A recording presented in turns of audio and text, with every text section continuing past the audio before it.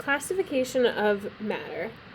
So we already know that matter is anything that has mass and takes up space. Now that is super broad. We can classify a whole bunch of things as matter. Now we're going to look at the different ways that we can divide matter into subgroups. So the two main groups that matter breaks into are mixtures and pure substances.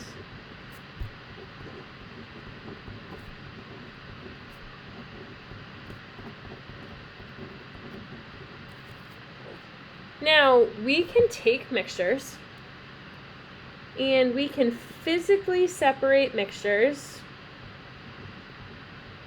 into pure substances using different physical properties.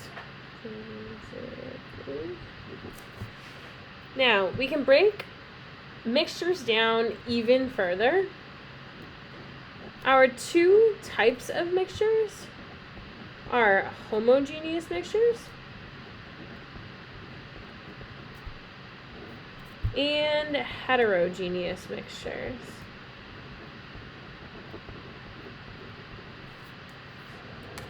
So, before we break up pure substances, I just want to talk a little bit about mixtures. So, mixtures are a physical blend of two or more substances. The key word here is physical. We're not changing them chemically. We're simply just throwing it in a blender or mixing it together. So a homogeneous mixture is a mixture that is uniform in composition. That's just a fancy way of saying it is a mixture that is the same throughout. You cannot easily see the different parts. So an example that I always like to use for a homogeneous mixture is a smoothie. If I were to wake up in the morning and make my smoothie, I throw in a banana, maybe some almond milk, some almond butter, some cocoa powder, and a little bit of honey. I throw that all into the blender and make a delicious pretend chocolate peanut butter smoothie.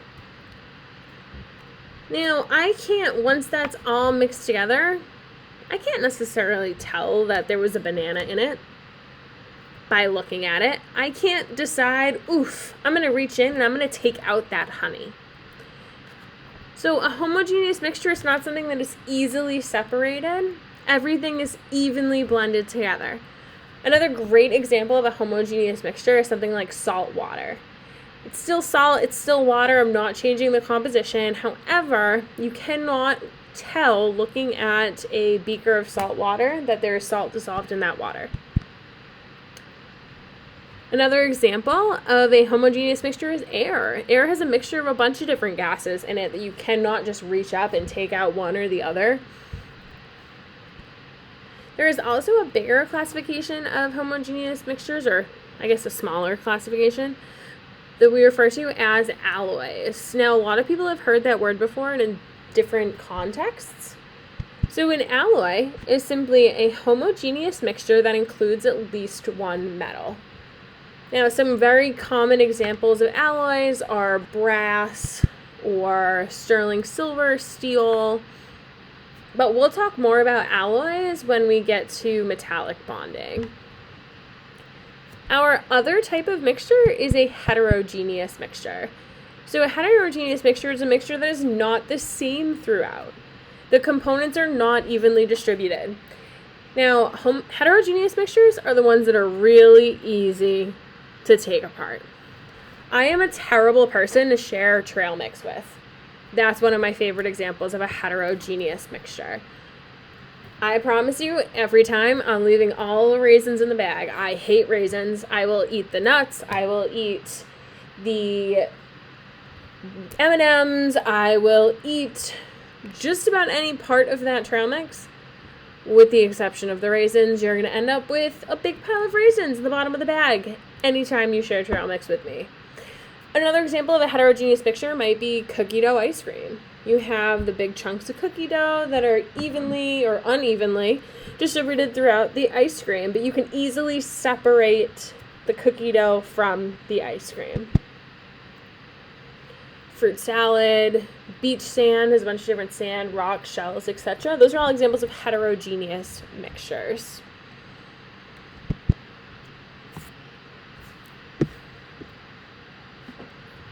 So on my diagram over here, I'm going to put a few of those examples, or just one. I'm going to write a homogeneous mixture. We're going to put a smoothie here. You can put your own example.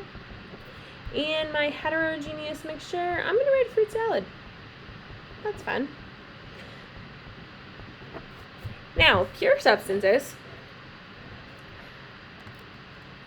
are elements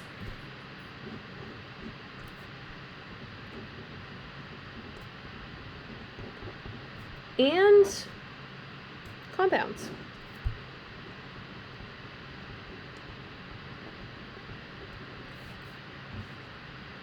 And a compound is two or more elements that are chemically combined. So if we were to separate a compound into the elements, we would have to chemically separate that. So I'm going to make a note here that if I want to go from a compound to an element, I am going to separate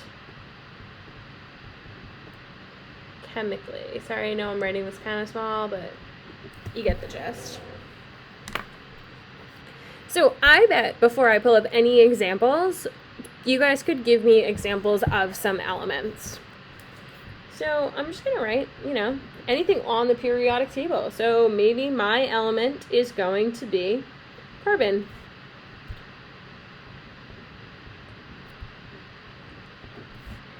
And compound, if I tell you that is two or more elements put together, I'm going to use water as my example, some H2O. So that is hydrogen and oxygen chemically combining to form a compound.